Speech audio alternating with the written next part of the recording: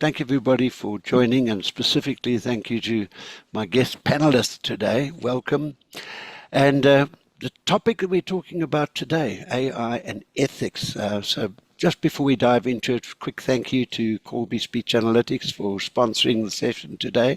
And as you well know, Corby is doing some really special work in the world of AI, responsible AI in the CX space, so it's fitting for these discussions. So AI reshaping our world of CX, BPO, etc. So the points I think will come up in discussion. We've got some very specific questions, but we'll be looking at data privacy and security. We'll also look at bias and fairness in AI, particularly in our CX space. Transparency, explainability, big subject. Sneaky one, impact of jobs and skills. How are we going to handle that? What is the longer term view within our industry? Regulation and compliance, big one there. And Elvis, I'm going to be leaning on you quite heavily there for your views, particularly coming from the European space. Cultural sensitivity. Guys, we got to give that one some thought, and the local relevance, particularly in Africa. And then customer experience versus the human touch of customer experience. So that's the framework. So we've got to start looking at, what does the impact of AI ethics, CX, mean to the people around the table and also for our industry. For those attendees, thank you very much for logging in now. Please use the Q&A box down at the bottom of your screen or the chat channels. We'll keep an eye on that. And if you have specific questions for specific panelists, please just mark them appropriately. So I'm going to go around the room very quickly. Gentlemen, if you wouldn't mind, brief introductions. It's alphabetical, and also protocol. Our out of Africa guest panelist, Elvis, sitting in Germany. Elvis, please, brief introduction and just a focus on where you stand on AI ethics. You're muted at the moment. Yeah, thank you, Rod. Thanks for having me. I'm in Dusseldorf, Germany, actually in the Neanderthal, a little east of Dusseldorf. So that's where the first bones were found. That's how our valley is known. So I'm a research associate at Duisburg-Essen University, and we are looking at the future of work. How is new technology changing work? And specifically in sub-Saharan Africa due to demographics. How are we creating jobs? How are we destroying jobs with new technology? And AI is the new technology. So how do I stand on AI ethics? I think in the demographic context of sub-Saharan Africa, whatever, and might be controversial in this group, but whatever creates new jobs, whatever creates better jobs is ethical. So I'll just throw that out there to the group. Good stuff. Excellent. Thanks. Francois, your role, position on AI and ethics. Hi there, everyone. My name is Francois van der Merwe, and I am the founder of a company called Ortinga. We do enterprise innovation and a close collaborator of Triple AI, looking at technology implementations. And so when we think about the world of AI ethics, most of us technologists, present company included, look at this as a technical problem. But in reality, the changes AI are bringing about is very much a people problem to be solved. And so my personal interest has been very much geared towards that, looking at some of the work that I've done in the past with Tour de France and predicting rider behavior, all the way through to today, where we're looking at really understanding people's psyche and how we can help people steer them in a positive direction using very, very basic AI tooling. So yeah, keen to have the conversation today and excited to jump in. Excellent. Greg. Good morning, everybody. My name is Greg Serandos. I'm the co-founder of the African Academy of AI. We are an AI consulting and education firm, and I also lecture and run programs through business schools around South Africa, including Henley Business School, University of Cape Town, and Gibbs Business School. Nice to be here. Excellent. Thank you so much. James, your role in AI and the implementation of AI from a technologist's point of view, very briefly. I'm saying there's interesting topics or items that have been raised with us. And AI, one of the things I've picked up in a lot of discussions and debates with partners and clients is it's a very personal thing.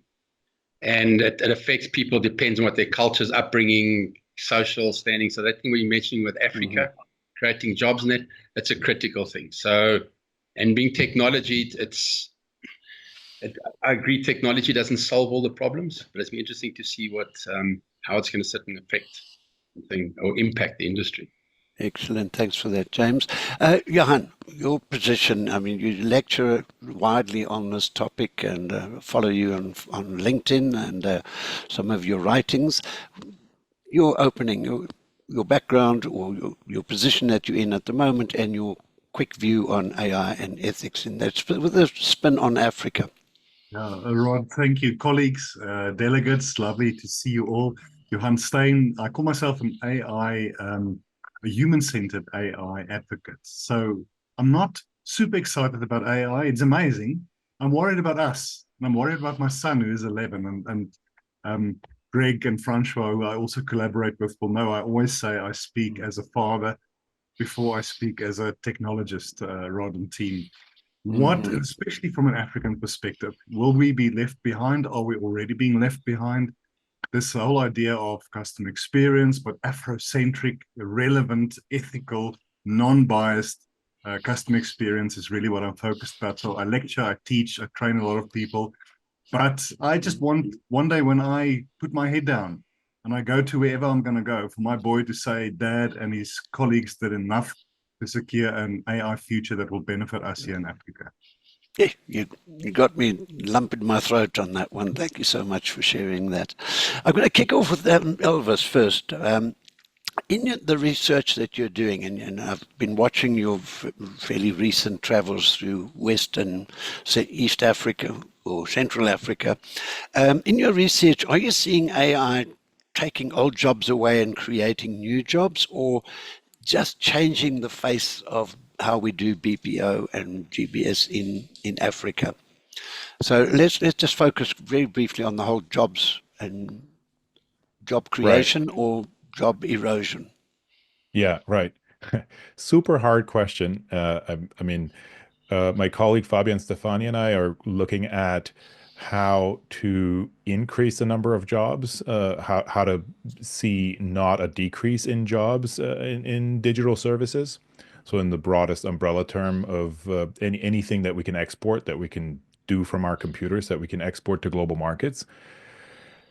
And I have these two things that are happening. One is I see a thing like sesame.com, like an AI. Has anybody spoken to Melia yet? The AI voice person. It's a 15-minute cutoff that you can kind of speak to this thing, and it's really very much human. And then the same thing as translation, instant translation, right? So repetitive conversations that are pretty easy to predict. Why am I not seeing more job displacement than I am currently seeing on the ground? Why is this not here already? And some of you may, correct me, but I'm not seeing it yet on the ground. So I keep thinking, okay, tomorrow is going to be the time, that Klarna moment, right? Tomorrow, it's going to happen, that Salesforce moment, that Agentforce moment, that it's going to get automated away. But it still isn't. So I'm maybe I'm missing something, but I'm not seeing it yet. So I'm not seeing the automation of jobs. Some tasks, sure, but even that, not yet. And I keep thinking we're just a minute away from it, but it's been like that for quite a while now. So I don't know, right? Okay. Let's watch this space. Okay, Greg, you got a point to raise. Yeah, I totally agree with you, Elvis. We haven't seen the job placement yet. It's been more of an enhancer rather than a replacer so far. But in my view, we're into year three of a 5-year process of a total change of skills that are being required in the marketplace.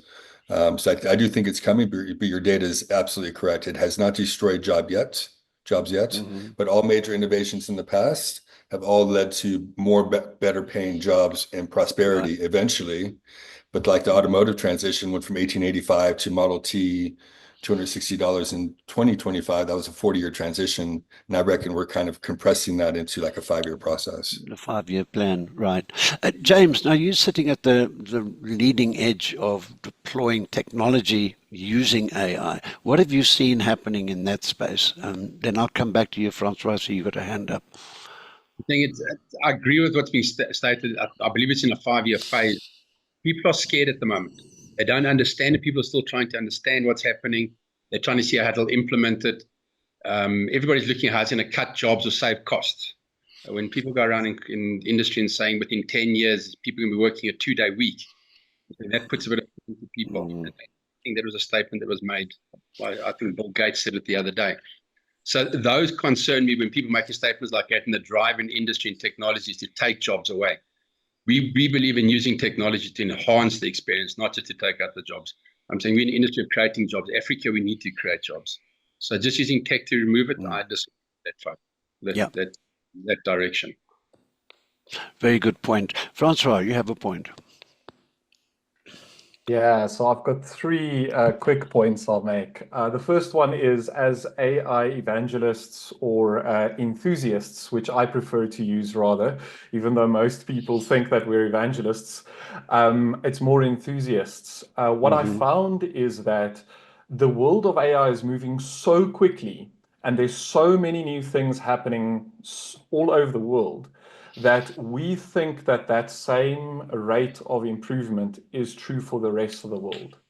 And so there was someone very wise that says the future is already here, it's just not evenly distributed.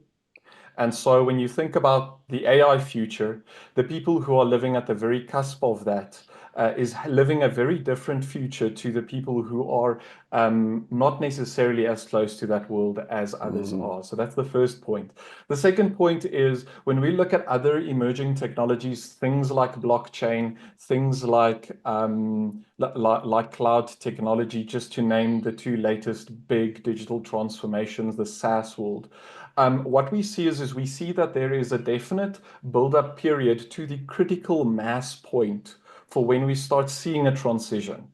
And so we're still in that build-up, but we're picking up speed. You're seeing more and more companies using AI. You're seeing more and more of this in your day-to-day life.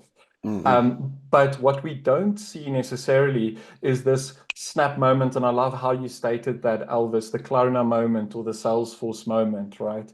But what we do see is a boiling of the frog and a speeding up of the boiling, if you will, right? And so we will see that critical mass point being reached in the next year or 2, and then it's going to start accelerate even further than that, right? And the third point is really that these types of things take time. In a lot of cases, businesses don't necessarily even have their base processes mapped. And so Tell me about it. Yeah. to start from that point, and now, okay, but how can we do AI? A good idea would just be, let's just define what it is that we are actually doing today, you know? And so those 3 points really, in my view, summarizes my perspective around. Okay, I'm going to bounce the ball back into the topic of discussion today, the AI ethics component. And I'll start, Elvis, if you would give us a view of what is happening in Europe at the moment around the model of AI ethics. What interventions are taking place, governmental, regulatory? Bring us up to speed, if you would. Right. So we're going to keep this going, right? I always have to start. All right. So I do 1-day workshops, AI workshops, in companies across Africa and in Europe. So I kind of see this difference in culture. We all know that Europe is the slow continent, right? The continent that sits on its hands a bit. And I don't think that's great for Europe. It's probably good for the world that we have one slow continent, one that doesn't race ahead to the cliff, whatever that cliff is. So in Europe, in my workshops, we have a lot of issues where people actually aren't allowed to use certain models or can't even access them. Whereas in sub-Saharan Africa, that's a lot more a lot easier, a lot more straightforward. So it's kind of more, okay, let's try things out. People are more worried about their jobs and careers, whereas in Africa, I feel that, and that's maybe not even a regional thing, that's just a demographic thing. So maybe I'll take that back, because when I do my course at technical universities, a lot of young people in Germany are also very excited about AI. When I do my course in companies, a lot of people are realizing that they have budgets for things that aren't things anymore, and that they need to change what they've been doing. These are old, well-established companies on global markets. So they've been doing okay without AI. So now this change is more of a threat.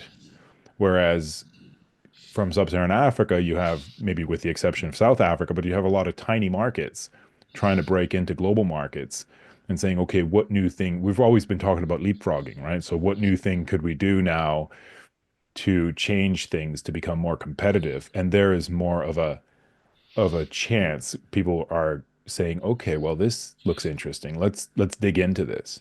So that's more on a cultural perspective, but I think that translates into the regulatory realm. Yeah. Yeah, I'll leave it there. Now, are you able to expand just briefly into what you're seeing happening in the regulatory environment in the EU? Well, I mean, we have the EU AI Act, where every employee has to know things about ethics, the ethics of AI, every employee of every company, and we're not really sure. We've got all kinds of courses sprouting up on what that actually means. So, I mean, I mean, we're crossing the river, feeling the stones, seeing what is AI ethics. You know, it changes with every new book that comes out that we pick up at the airport. How do we? What does that mean? Let me put that back to the group. What do you guys think AI ethic means? Can we define it? And not to take over Rod's job. Okay, I'm going to pass that one ask Johan to pick up on that one, because I think you're quite close to that as a topic. Yeah, Rod. So look, ethics is such a great conversation. What does it mean? We need a lot of scotch and cigars to really talk about it. You're on. A simple way for me to explain ethics is the following phrase: just because we can do it, should we do it?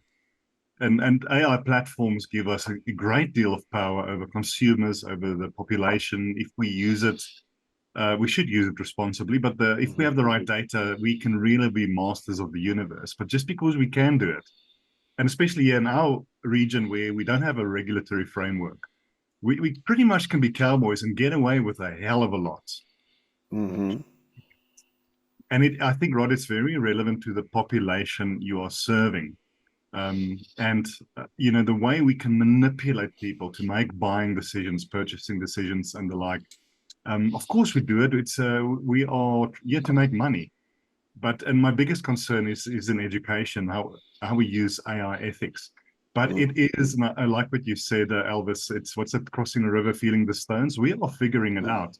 But for me, the main point, Rod, as long as it keeps on bothering us, and as long as we keep on thinking about it while we're figuring it out, just because we can do it, should we do it? Can we make, on the one hand, a lot of money, and on the other hand, do good? It must be possible. It is possible. So what we introduced in the conversation, and Greg, I'm going to come to you on that one for comment, is, are we looking at AI with a conscience? Throw that out as a topic. Greg? Yeah, thanks for that comment, Johan. I wholeheartedly agree, but I think we really need to separate regulation, ethics, and policy. Policy is what you can and can't do within an organization. Regulations are the rules set by government on behavior. And I think if you look at human history, we've never been able to regulate good behavior. We just haven't. They try. So my concern about, Elvis, the EU is, you know, they're regulating themselves out of business in a way, in terms of missing the AI boat, because you can't do most things in the region. And what I tell my audiences here in South Africa is, you know, British AI is alive and well, and it's living in the United States. German AI is alive and well. It's living in Austin, Texas, or Silicon Valley or something like that, and on it goes. So what's happening is they're regulating the industry out of Europe, but the talent's still there. And I have great admiration for European talent, including AI talent. But I think being able to regulate good behavior, I think is a fool's errand. Okay, we'll take a slightly different angle on it here. James, now you're working with multiple clients and customers. I'm sure there are demands coming from those clients for implementation of bots, AI, etc. What are you reading in the marketplace, particularly here in sub-Saharan or Southern Africa? I think just listening to the comments, yeah, it's the biggest thing is you can control situations through AI, and you can. I'm saying Johan was mentioning that. I'm saying you can almost dictate to people to follow direction. The biggest thing is trying to get people to understand is what you want to accomplish, but accomplish that without trying to impose something on another person. And it's like this whole ethics thing is, for me, it becomes like a cross-border issue. Is that you got ethics being controlled in Europe, so Europe can't do it. So like you're saying, exactly, we're doing it in the US now, or it's been done in China. And you're taking those models and bringing them into the environment you have in control, and using this environment where it's, I'm saying, not regulated, and you won't be able to regulate it. I don't believe you're going to be able to regulate this because there's dark web, there's stuff that's happening off channel, there's people that stuff to do. Who's going to actually enforce it? Because government has a problem trying to enforce all the regulations that are around now. So it's going to come down to companies to follow their own ethics, to have their own ethics standards. Like banks are self-regulatory, which people don't like, but I think it's going to become a self-regulatory. The industry is going to force it. That people will start forcing companies to sit and change their stuff once they understand this. But the question is, are they going to understand it? So for us, the biggest decision we've been working is to find which models and which AI tools to use that we can keep our data secure, and we're not getting feedback or input or outputs based on what the developers have decided they want to sit and certain direction. So it's with AI models based on it's taking on the personality of the developers that have coded, and their ethics have come into it, and are the ethics correct? So this whole thing, it's a snowball effect. So that's our biggest concern from a technology perspective, is how do we implement and work with that? Yeah, well, that raises the whole question of data privacy and security. Francois, you're working with that on a day-to-day basis. What's your view on where that's going? And so perhaps highlight some of the risks associated with use of AI and data privacy. Yeah, it's such a good topic, because when we ask that question, what is one of the most important things in a lot of our talks, then privacy and bias is the one that people raise their hands on the most, right? And so when I look at AI at the moment, and specifically AI ethics, in a lot of cases in innovation and doing new things, it's go fast and break things. That's the modality that people follow. But what I've seen work really, really well in this space is going fast and breaking things, but designing your innovation to account for things like ethics and regulation and policy. And that enables people to engineer solutions within the constraints that those frameworks provide you with. And so when we think about ethics, for me, the top three, but there's about 6 or 7, is privacy, fairness and bias, and then transparency and explainability, right? And so if you incorporate those components within your innovation process and in your decision-making process when procuring AI tooling, then you will do the right thing from an organizational standpoint. And so, yes, I completely agree with you. In a lot of cases, regulation can be quite tough. And usually it is the teeth of those regulatory frameworks that at the end of the day serves as a deterrent. But we see a lot more consumers making world positive buying decisions. And so as an organization, positioning themselves and putting things like ethics and the impact and bias and fairness all of those center to the way they make decisions. That, at the end of the day, I see personally as a competitive advantage in the long run for an organization versus an organization that just is purely focused on profit. Right? Okay, very good point you raised there. Elvis, you have a point? You got your hand up? Yeah, just wanted to add to that, Francois. So if we look back in history at the big innovations, right, the Gutenberg printing press led to witch hunting manuals, right, being the best sellers. Then social media, we've got Jonathan Haidt warning us that our teenage girls are getting more depressed and more anxious, and boys are getting less able to concentrate and more addicted. So these are second order effects, right? That's what I'm worried about. I mean, the first order effects, yeah, we can see them currently, but the big wave, the tsunami of negative effects is still coming, and I think it's going to blindside us. It's going to be, how do we prepare for second order effects that we have no clue currently what they're going to be? We know it's going to be something because it always is, but how do we? Who's the wisest here in this group who can tell us about that? The unknown unknowns, right? The big unknowns. Well, I'm going to be cheeky and throw that one at Johan. I'm leaning on your academic qualifications there, Johan. Won't you bounce that ball around a little bit? It's okay not to know, I guess, as long as we talk about it. Can I just quickly say, Rod, what is the purpose of regulation? It's ultimately to protect people. We don't regulate the use of computer keyboards because you can't really cause damage by it. I mean, unless you hit somebody over the head with it.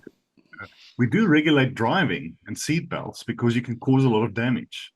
And the reason we need regulation in the AI space is the amount of damage we can cause. Now, here in South Africa, we have the privacy regulation, POPIA, somewhat aligned to GDPR in Europe, but we are not even able to enforce it yet. I mean, if you think over the last few years, we had massive data breaches with TransUnion, Transnet, Dis-Chem, and others. And what's the penalty in the legislation? It's 10 years imprisonment for the directors and or 10 million rand fine. Nothing has happened. My worry with regulation, I hope I'm answering your question though, Rod, because I was thinking about this as we were speaking, is we can't even get it right with privacy. How are we going to get it right with AI? We need it. We hopefully by July, August, we'll have a regulatory framework here in South Africa.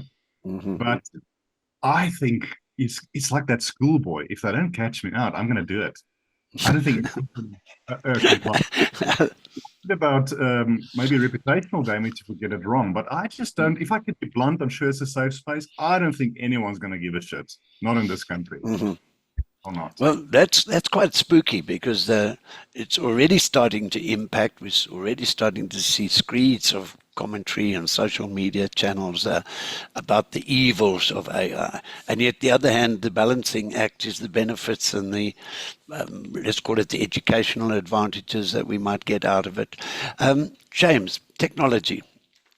What is driving it? Is it customers driving technology developments and changes, or is it the CTOs in the big corporates making changes or making demands on technology to drive operational efficiency, cost savings? So where's it coming from? Where's the pressure coming from? CFOs to save costs. The biggest drive is they want to see it, we implement this, what is my ROI and how much can I save? That is the people are driving. That's what's in the beginning about we've got to protect jobs. The first thing they want to do is implement is that to see how many jobs I can do and how much can I save. In every discussion we have is we're going to implement this. If it reduces, I'm saying it reduces my call handling time, great.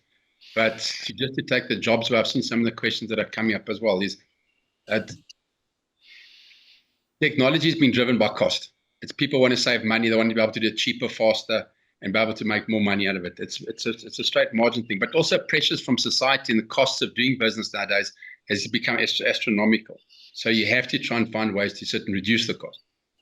So it's a dilemma we're sitting with. So I don't know if anybody else can answer the stuff there, but reducing, enhancing technology. I'm thinking technology has become 10 times more expensive to implement now than 20 years ago. Call centers technology is costing us more, so the efficiencies have to be there to save costs and make money.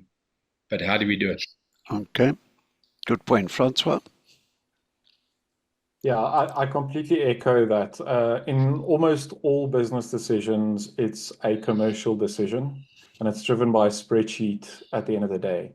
A lot of people are looking at saving money, reducing headcount, reducing costs, reducing cost to serve.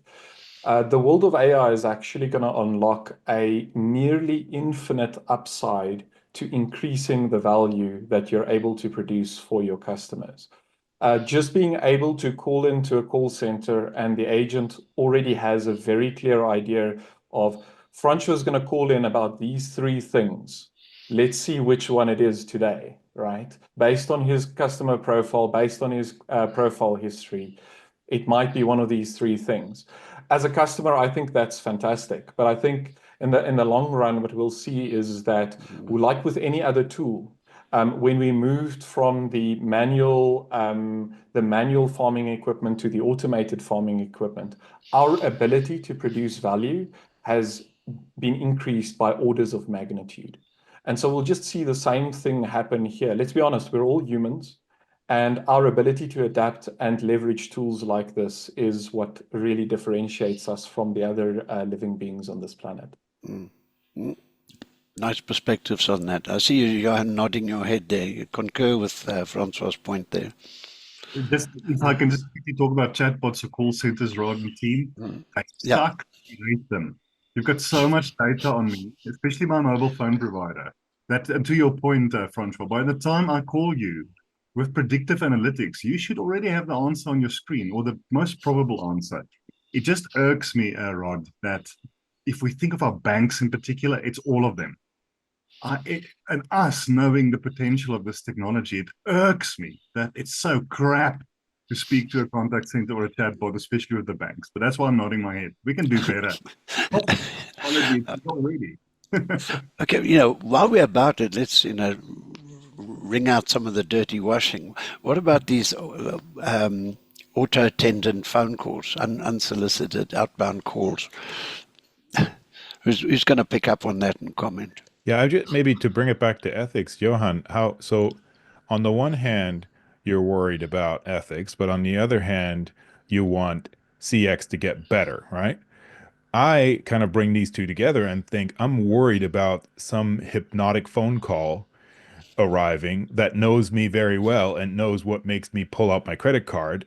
As that gets better and better, that would be something that's truly scary to me, that I cannot pick up my phone or even go outside because some drone is going to pick me up and start talking to me or start singing that song that I can't stop listening to. How do we do that? How do we go there? Yeah, look, I think just to comment on that, Elvis, good point, because the potential to manipulate, given all the data we have, is incredible. So it's relevant, but I mean, if you don't even know why I'm calling, I'm not yet worried that they're going to hypnotize my money out of me. We probably will get there, and it's a very relevant point. But just like on the 25th of the month, the reason why I go to my mobile banking app is 99% to check whether I've been paid. Now, I work for myself. I never have that problem. I have bigger problems. I check every day, and it's a worry. Yeah, tell me. The big thing that I'm seeing a lot of the banks doing at the moment is to bring human behavioral scientists into their AI teams, because that's how we predict behavior, but that's also how we manipulate behavior. So yes, you're right. If we can get that song that we will never forget, it's almost a Orwellian conversation. So yeah, can we be ethical and have great customer service? And even if we get it right now, given where this tech is going, will we have to split those two routes at some stage? Scary stuff. Very good point. Francois, you've got a point on that. So I think there's 2 points, right? The first one is I'll talk about scammers, and the other one is where ads actually work, right? So the first one is when we talk about scammers, people who would call you today, right? Just a normal human being trying to scam you out of money. They're also using a form of hypnosis or a certain sequence of words that at scale has a high probability of converting that opportunity for them, right? Which is to scam a victim. On the converse, you've got people building AI models that is designed to waste the time of those scammers. It's quite a hilarious avenue if you ever want to go down that rabbit hole. And the reality is that it just becomes a war of resources. And so when we look at scammers specifically, them leveraging AI tools, the defense would also do that. And so at the end of the day, it just becomes another type of race, arms race, if you will, to both attack and defend certain resources, right? And then when we think about where does ads really work, right? Well, we've all had that moment where we've thought about something for quite a while. We've been seeing a bunch of ads, and one day a product is presented to us that just fully solves our problem. It is correctly priced. It's really just something that makes a positive difference in our world and has a net positive effect on our personal lives, right? When we've used that product or incorporated that product. That's actually what AI is going to be able to do, because that's where the butter zone lies. Yes, exploitative behavior will happen, right? But where I see the world of AI actually progress into is where these solutions just present themselves out of the ether, right, to each and every one of us. And yes, I know up until we get to that Valhalla state, we will still see exploitative behavior across the landscape. But the reality is, at the end of the day, if we look at this pragmatically, good has this pervasive element to it that just prevails in the long run, right? And so it's just a matter of time until we get to that end state. Thanks for that. Okay, that's a segue out of the doom and gloom into the opportunities before us as strategists, technologists, architects of the future. Greg, what are you seeing? Let's look at the upsides and some of the applications that are already in the field and where we see it going. For example, AI in the medical environment, which I'm fascinated by. AI in education, which I'm going to lean on Johan for a comment on that one as well. But Greg, why don't you kick it off into, briefly, let's segue into a more positive view. Yeah, I think conversational AI in people's own language is a game changer. So I can go to ChatGPT, for example, I can ask my question in any language and get the answer back in my own language. That's a game changer. So I like to show this image of a Kenyan woman in the rural area. She's talking into her ChatGPT, and she's 45 years old, for example. So when Google was invented 25 years ago, Google provided the access to the world's information. Even 10 years ago, YouTube, you can get advice on how to do anything and talk to any expert in the world. She didn't have access to that either. However, with Starlink providing bandwidth and solar panels becoming cheap as chips, now this lady in the middle of rural Kenya now has access to the internet and has access to solar electricity affordably. So she's able to actually have that conversation. She doesn't need to worry about bias in English and American English and all those other things that we talk about. That's a real opportunity. And I like just to kick it off there in terms of in-language voice conversations. Okay, I'm going to pass that now to Elvis because you've had hands-on experience now watching your workshops where you were in Ghana, then Rwanda, you've been in Kenya as well, working with the leading edge on where AI is going and its practical implication in the developing world.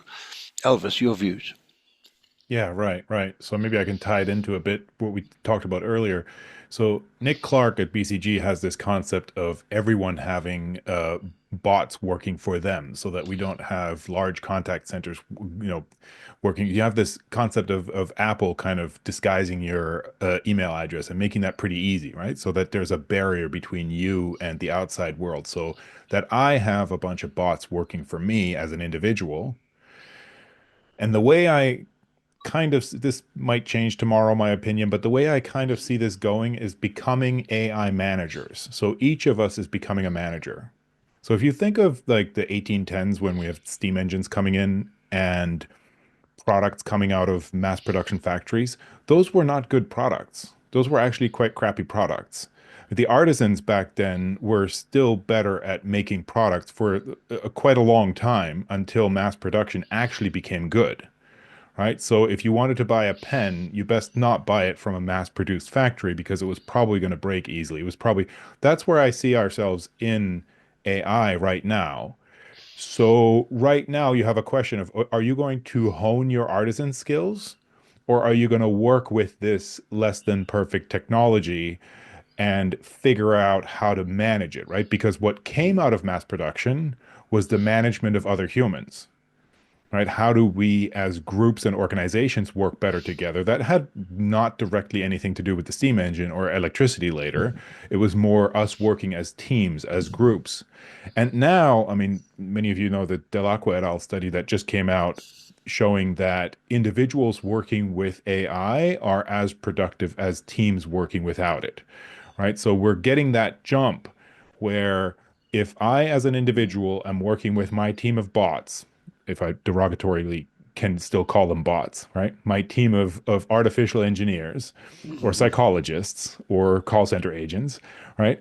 If I work with my team of artificial people, can I become more productive, and can I become that, you know, that one person unicorn, right? That people are talking about. So that's where I'm seeing this kind of from the bottom up, this Schumpeterian revolution of growth happening one entrepreneur at a time. So that entrepreneur armed with a group of AIs is going to create something really cool for the local ecosystem. And that's what I've been seeing in the workshops in Rwanda, in Ghana, in Kenya, you know, just people building solutions by the end of the day that in the morning they didn't know they could build. They saw the problem. Everybody sees I always say, last point, I'm always struck by us talking about loss of jobs.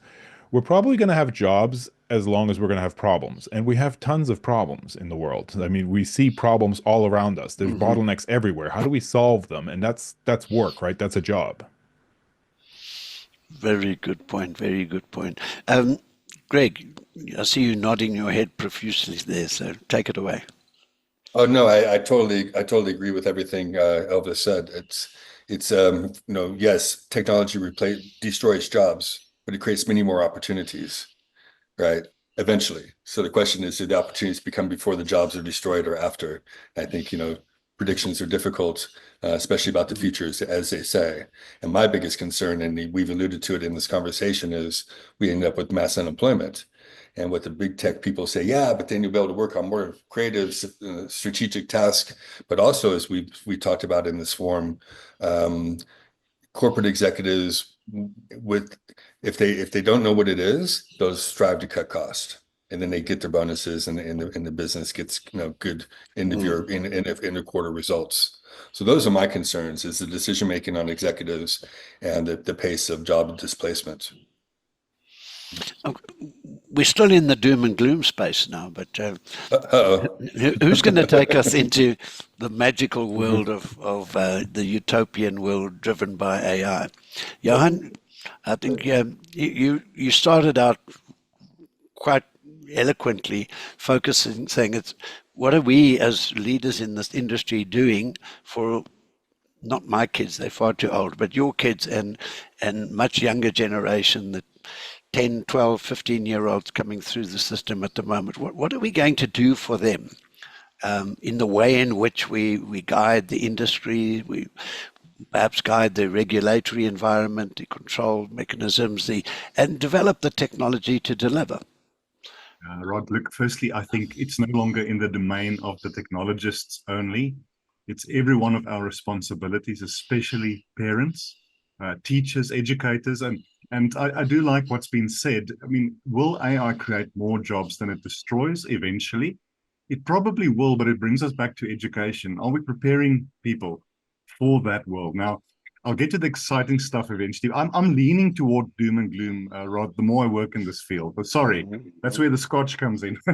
I don't know about you guys. I hated school, primary school, secondary school. I do homework with my son every day. Why in the information age, where everything that humans have ever written, ever thought about, ever said is at the tip of my finger on my smartphone? But my job as a school kid is to memorize facts, to regurgitate it in the exam, to show that I've memorized it, to forget it the next day. Now, that is not preparing children for the future. I always say I am proudly teaching my son to use AI to cheat on his homework. We use ChatGPT. We've got a Google Home device. He asks the AI, and I try and get him to understand what the teachers are unable to make him understand. And I love it. yeah. But now to the positive side, and again, Greg, I've seen you present that Kenyan women picture before in some of your amazing keynotes. If with affordable access and affordable devices, she and her children can be educated through AI platforms in their language, relevant to their culture, that will supersede schooling. And I'll end with this, Rod. I wrote a piece, it was a year and a half ago in Business Day, and it was the most read in the paper for the year. I was very proud and surprised. And the piece was called, I Will Not Send My Son to University. Now, that's a whole other conversation. I'm not going to spend 300,000 Rand for him to smoke dope and do a philosophy degree while he's figuring out what to do with his life. But if we hyper-personalize in a cost-effective way, training relevant to people's cultures and languages, it's there.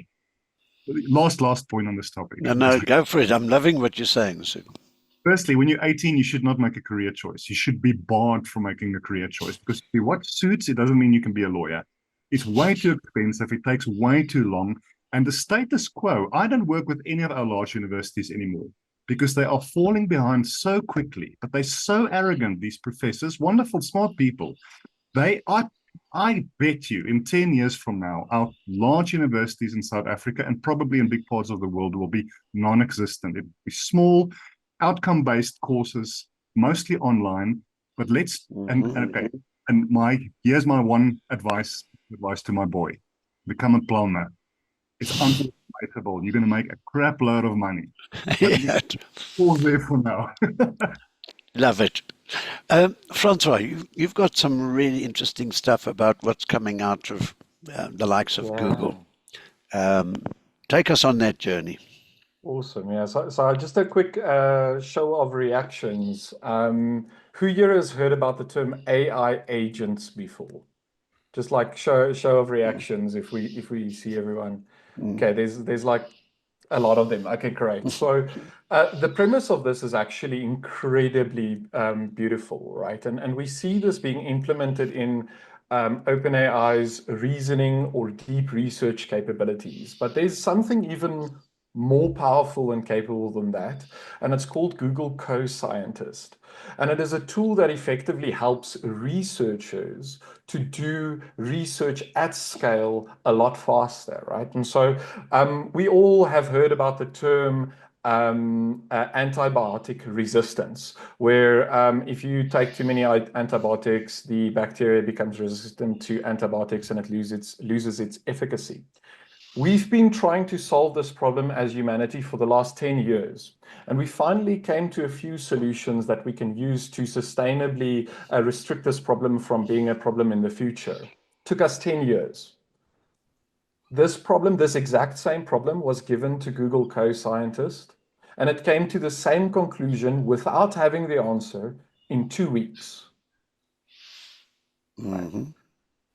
There are diseases that Google Co-Scientists are recommending treatments that falls completely outside what the researchers in dealing with the liver fibrosis was actually even thinking about using to treat that disease. And the AI goes, you might want to consider running this, and this experiment, Mr. Researcher or Miss Researcher. Right? And the reality is that what I'm seeing happening in this industry, in this world, is that what has taken us decades, or even multiples of decades, or even a century in some cases, that timeline will be compressed. And now we all get to have the value that comes out of these immense pieces of research that's been done in weeks rather than decades, right? And so I think the future is incredibly bright when it comes to that. and being able to leverage that capability to advance ourselves further so that we don't have to deal with things like Alzheimer's. We don't have to deal with things like aging. We don't have to deal with joints deteriorating over time, or our ability to move being a problem, right? And so I see a tremendous opportunity in that world. And when people say, yeah, but what does that mean for South Africa and Africa? There's two things I'll say to that. 200 years ago, there were no IT professionals. There were no software developers, right? And today, we've got literally hundreds and thousands, millions of them, new jobs that's been created by technology. And then in the year 2030, about 42% of the people under the age of 30 will be in Africa. What does that mean? 4 out of every 10 people capable of doing meaningful work in this world will be in Africa in the year 2030. The internet has democratized everything. You can go and download an AI model tomorrow. And so now we sit at the precipice of this tremendous opportunity, being able to leverage this young, eager to learn, new emerging population to really drive meaningful change in the world, right? And I think that's such a cool story to be able to tell. And so when I look at the people on this call, I go like each and every one of you has got an opportunity to have a positive impact by helping people embrace, adopt, and leverage AI tooling in the right way, ethics first, and to do that not necessarily just world positive, but Afrocentrically Africa positive. Music to my ears, and thanks for that. For those of us in extended warranty, the aging thing, that's good news. Johan, you've got a point you'd like to raise, then I'm going to come to you, James, on how we do this in the world of tech. Thanks, Rod. Francois, I'm about to say something that's complementary to what you've just said. It might not sound like that. Just remember, and it's also Tandu, I think it's Tandu who made a point in the chat about inclusivity. I went to a big FMCG conference the other day, and the whole panel discussion was about diversity, and we were 6 white guys on stage. And I was just thinking something is wrong. And we spoke about this before the event started, to work on more inclusivity. We'll get there, Rod. Just remember, every one of us on this panel, and I bet you everyone joining the call today are probably employed and doing okay, have private medical aid, live in a fairly secure estate or complex or something. We are representing 1% of South Africa. We represent probably 5% of the world. So it's easy, and I'm just pointing the finger to myself, to have these conversations from an armchair philosophy point of view about young people out there can just use smartphones. People can just connect. But the promise is there, and that's why I'm saying I'm complimenting what you're saying, Francois. Remember, 20 to 30% of children in our country went to school today, if they could get there, because it's probably a 10-kilometer walk, without eating. Will come home and probably also not eat. Most of them live in homes with gender-based violence, and God knows what else they're dealing with. So if we can use AI, and we can, to serve that barefoot kid running with a torn shirt in Soweto, it's amazing. If we can't, then what the hell are we doing? But we can, and that's the promise.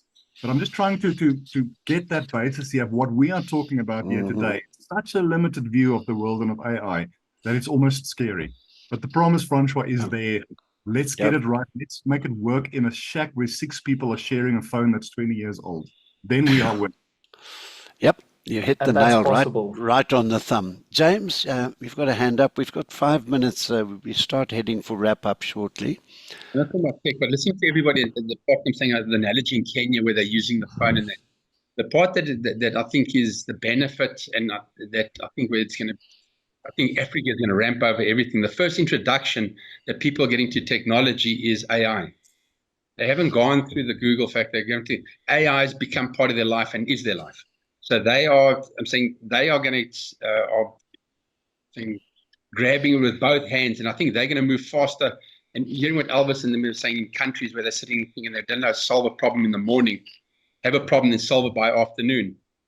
I think this generation that's coming on now in Africa, I think is going to grow faster than the rest of the world because that's their first introduction to technology. So it's not just the ethical thing; it's nothing to ethics. I think the part I'm saying, Johan, I'm the same as you. I'm very passionate about education. This is giving access to people information that they never had before, but they didn't have to run a Google search engine. They couldn't run the queries correctly. Now you just ask it a simple question, or you can ask a complex question, any form that you want, in any language you want, and you can get a really good answer, as long as it's not a biased answer being perfected by somebody else. So if you look at the positive part of it, that we can get to people and people can get information faster than they've ever had before. And that to me is a positive for the youngsters, because I look at my nephew, I'm saying he's sitting writing, he's doing exercise and stuff like that. So he's sitting writing exercise applications using AI. So everybody's just, I'm saying the youngsters are using it faster than we do. We're scared of it because you don't understand it. They understand it. They make it part of their life quicker than we'll ever imagine. Thanks for that, James. Really deep cutting. That's a point of view you raised there. Okay, we're going to start wrap. So very briefly, starting with you, Elvis, any last words of wisdom, guidance, philosophical position? Yeah, let me start this again. Thank you for having me, guys. Great discussion on what Johan and James just said. I really do think that companies that are trying to use this technology to downsize, to downscale, they're the dinosaurs. They're gonna go out of business, and that's fine, because entrepreneurship is what's going to drive development, right? So poverty reduction, this kind of top-down term, is wealth creation, right? People building a kiosk that then becomes a chain of kiosks and just sells some new stuff that people actually want to buy and gets rich, and then sends their kids and their nieces and nephews to the version of university, world-class university, that Johan is predicting we're going to have in 10 years, which is not going to be Harvard, it's not going to be MIT, and I look forward to that time. It's going to be fascinating. We're going to have a lot of young people going to those schools whose parents today figured out how to use AI to build a better, faster, more beneficial business for people of all genders, all races. If you build something that people want to buy, you're off to the races. And that's what I think is fascinating about this time. People can do that now. Good stuff. Thank you. Francois, last words.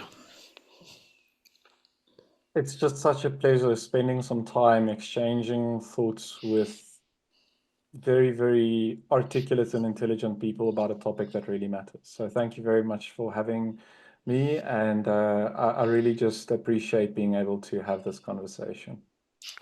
Thank you for your time and sharing it with us. And Greg?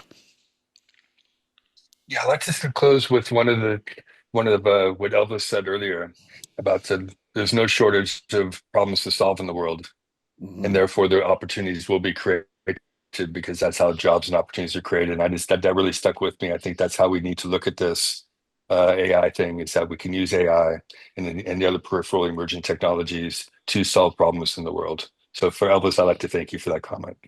Excellent. And James, last words.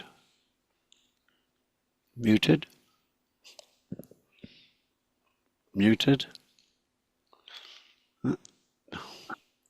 Oh, we've lost James. You're back. Okay. No, I'm saying it's just listening to all the point of views, and it's everything comes across as a personal aspect. And I think the whole ethics things around AI is personal, how we approach it. And there'll be debates about this, I think, going forward for the next 100 years, but this can be part of our lives now. So I like open discussion debates, and I thank for the opinions. I actually learned a lot today. Thanks very much. And Johan, I'm going to ask you to do the wrap up on this, as you see in the chat lines there. You're the super dad, and I think that's really important, that your eye on the future of your kid, your that generation. I think that's critical to where we take this discussion further. So, your closing statement. Firstly, thanks to you. I've seen you at a number of events. I love the cool hat, and nice to hang with you. So thanks for bringing it together. I try and spend 2 hours every morning to read up on this AI stuff, and I'm not keeping up. So we need these discussions. We need to disagree. We need to learn. We need to keep on searching. We need to keep on being hungry because none of us have figured it out. We need to do it for the right reasons. And we need to have it inclusive of voices, housewives or house husbands, people of no education, very smart people, because collectively for our kids, a rodent team, we need to figure this out. We can figure it out. Let's not be caught asleep at the wheel. It's too important to not get it right. Excellent. Thank you for that. So I think as we wrap, to each one of you on the panel, thank you all for giving up the time to be here today and for the time spent in prepping for the session today. It has been pointed out, and mea culpa, we do need some ladies on the panel next time round, so maybe we'll do an all-ladies panel next time, which will be great fun. To those who we haven't answered questions in the chat line, says sorry for that. It's we ran out of time on it, but some really good stuff in there, and I'm sure that based on these discussions, I will produce a white paper. Thanks, ChatGPT, for the hard work you're about to do on the transcript. I'll put that out shortly. So it's, once again, thank you to Corby for really sponsoring these events and supporting me in the work that I do in trying to spread information and knowledge about our industry. They've really been a great support for just on 5 years. We launched Corby 5 years ago. We have nearly 200 deployments at the moment, so there's the commercial plug. So once again, thank you very much. The recording of this, edited recording of today's session will be up on the Corby YouTube channel probably by tomorrow. It'll be gated content, but everybody will get the links, and we'll be promoting it on YouTube, on LinkedIn as well. So thanks everybody for being here today, sharing this vital discussion, and as we say, onwards and upwards, and thanks once again.